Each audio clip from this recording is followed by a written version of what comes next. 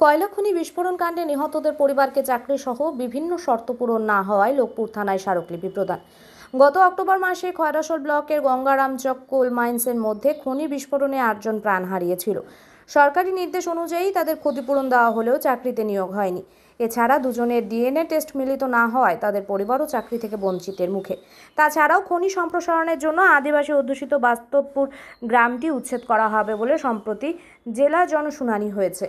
এই সমস্ত ঘটনার পরিপ্রেক্ষিতে খনি সংলগ্ন স্থানীয় আদিবাসী অধ্যুষিত বাস্তবপুর গ্রামের মানুষ তাদের অধিবাসী প্রথা অনুযায়ী কোল মাইন্সের মধ্যে চরকা পুঁতে দেওয়া হয়, যার প্রেক্ষিতে গত কয়েকদিন যাবৎ খনি থেকে কয়লা উত্তোলনের কাজ বন্ধ হয়ে যায়।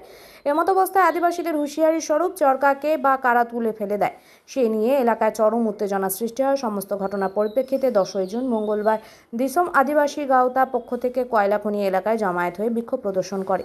পরবর্তীতে কয়লা উত্তোলনকারী সংস্থার প্রতিনিধি থেকে শুরু করে খয়রাসোল ব্লকের ব্লক সমষ্টি উন্নয়ন আধিকারিক doctor Soumendu Ganguly, Chandrapur circle inspector চয়ন ঘোষ, লোকপুর থানার ওসি সায়ন্তন ব্যানার্জি, দিসম আদিবাসী গাঁওতার রাজ্য সভাপতি রবীন সোরেন সহ অন্যান্য প্রতিনিধিদের নিয়ে লোকপুর থানার মধ্যে এক রুদ্ধদ্বার বৈঠকে মিলিত হয়।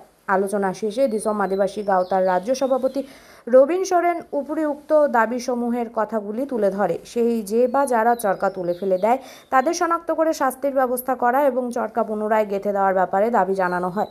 পরে আলোচনা কমিটি গঠন করে কাজ পরিচালনা করার কথা হয়েছে বলে জানা যায়। আজকে কর্মসূচি ছিল, আপনারা জানেন, গত 3 দিন আগে বাস্তবপুর গ্রামবাসীরা আদিবাসীরা সেখানে আদিবাসী প্রথা অনুযায়ী চরকা দিয়েছিল। চরকা মানে 144 করে সেটা একটা মাইন্সকে বন্ধ রেখেছিল। সেই মাইন্স বন্ধ রাখার ফলে আলোচনা হয়ে ওঠেনি। প্রশাসন আহ্বান জানিয়েছিল 2-3 বার, আমরা আসতে পারিনি।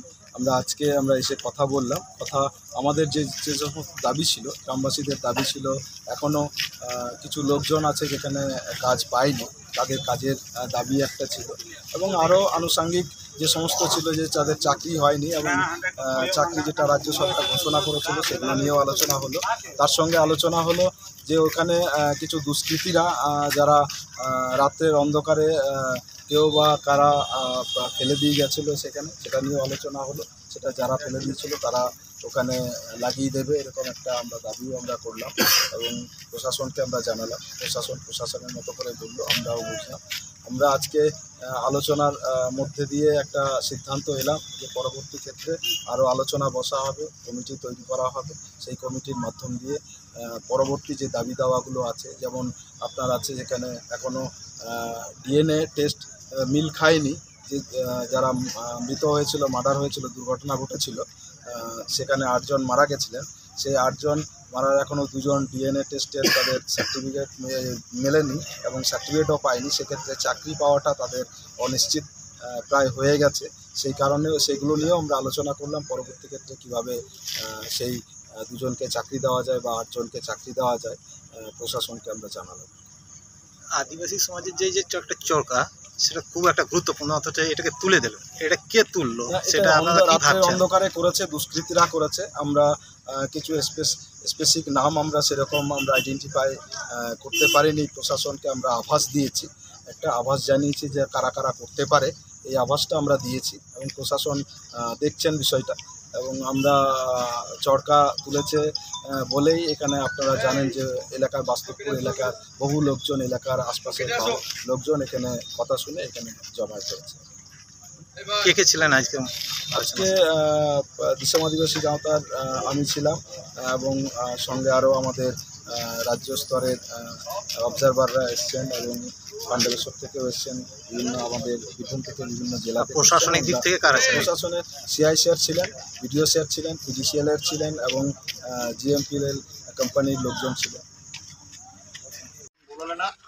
আবহাওয়া মিটিং দাবি তাহে কানা সানাম হল কে লই কেন নড়ে চাকরি जहाँ 6 জন আপনি লই লেদা নড়ে জামাই কয় যে 6 জনের চাকরি আর বিশেষ করে जहाँ চরকা কো রাখা পাকাদা जहाँ রাখু রাখা কো অন্যায় হবে जहाँ দুষ্কৃতি अब डिमांड তাহে কানা যে উনকু গ্রেফতার হুই আর বাঁকা চরকা তাহে না তাইছে যাতে শাস্তি কো জাম হ্যাঁ মেনখান পার্টিকুলারলি যখন ওটা ওনা চরকা রাখাবলে না ঘটনা হইলে না আবু মা ব্যক্তিগত দাদা বা আলাদা তো ব্যক্তিগত ভাবে লেই কেদা যে বাং ওনা আপে সেটিং है ना আর বাংখান ওনা লাহারে চেল লেখাতে আপে রিপোর্ট পে এম কেদা যে লোডিং হুইবা তাহলে আপে নিশ্চয়ই উনকু সাথে যোগাযোগ है ना ভিতর মিটটাং ব্যাপার হই কানা যে যেহেতু অকয়া হো ᱧᱩᱛᱩᱢতে থানারে কোনোভাবে কিন্তু আবো আপন এফআইআর আকাদা কোনো ᱧᱩᱛᱩᱢ বাং অকয়া ᱧᱩᱛᱩᱢ বাং আছে পার্টিকুলার মিটাং কি বারিয়া ᱧᱩᱛᱩᱢ বাবন অল আকাদা কিন্তু আবো যে এফআইআর আকাদা বন নঙ্কা যাহা সাব কাতে পুলিশ সন্দেহমূলক যুতুম বন লই আকাদা সন্দেহ নুকু হুই দাঁড়ায়